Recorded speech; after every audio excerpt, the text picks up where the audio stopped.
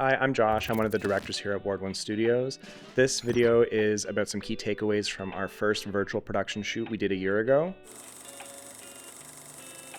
A few years ago, our studio got a job for a logo animation for Immersion Room, and that led to an offer to do a title animation for a music video.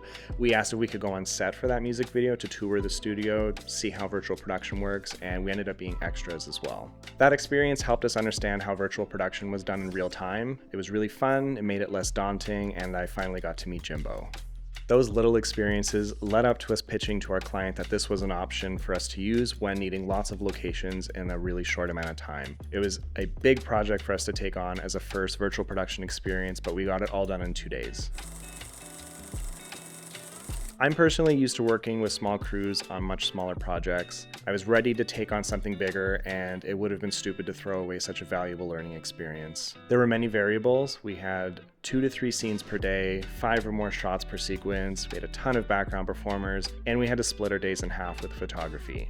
We made it work in the end, but next time I think both the photographer and I would advocate for splitting those apart so that we have more time to focus on our scenes. This video isn't going to be a technical breakdown of the entire shoot. There are plenty of virtual production tutorial videos on YouTube, and I know because I watched a lot of them. Instead, I'm going to talk about the biggest lessons I'm taking with me moving forward as a DP and as a person. I was really nervous going into this shoot. The scale felt too big, the stage was new to me, and I had a voice of self-doubt in my head that was saying, this is where you find out you're actually not good enough. I'll be honest, my first instinct was to try to find someone more experienced than me. I reached out through my network to see if we could bring in a DP who'd done virtual production before, and I was hoping that this would be a chance for me to take a back seat in the process and watch a true professional at work. But between the timeline and the logistics, it became clear pretty quickly I had to step up to the plate. At the end of the day, I was happy with what we were able to accomplish. Was it Oscar-worthy cinematography? Not necessarily. There are plenty of other projects I've shot that I would consider Instagram-worthy, and there are things that I would absolutely do differently next time, but I'm proud that I embraced the challenge. 90% of the time, we're working with the people inside our 4 walls here at the studio, so when we get to do projects where we collaborate with new team members, it's both exciting and intimidating. It was a great experience getting the chance to lead a 7-person crew, first AC, second AC, Steadicam, and the grip and lighting team in a high-stress environment, and we got it done. But the biggest lesson I learned from the whole thing wasn't even technical, it was personal.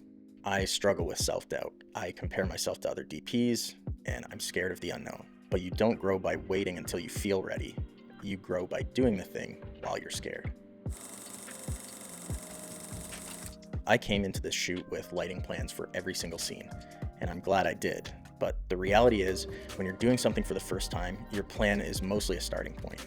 That's why, honestly, half these plans, these might be totally Virtual production is its own world. You're not just lighting your talent, you're also fighting the LED wall, the reflections, the spill, and the fact that the environment itself is emitting light. And because we were splitting time between video and product photography, everything had to be nimble. We didn't have the luxury of massive resets. So instead of reinventing the wheel every scene, I leaned into a consistent approach. I armed out light mats to create as much controlled backlight as possible, then keyed from the sides while flagging off the wall to keep the image clean. But the biggest takeaway was learning how to use the stage itself as a tool. The industry term is light card, which basically means using the screens to supplement your lighting. And because we had ceiling panels too, we could raise the ambient level of the scene just by turning on the ceiling. That was huge for our evening scenes. I could ask for a split of warm and cool overhead light, and suddenly you get this soft wrap that feels like sunset.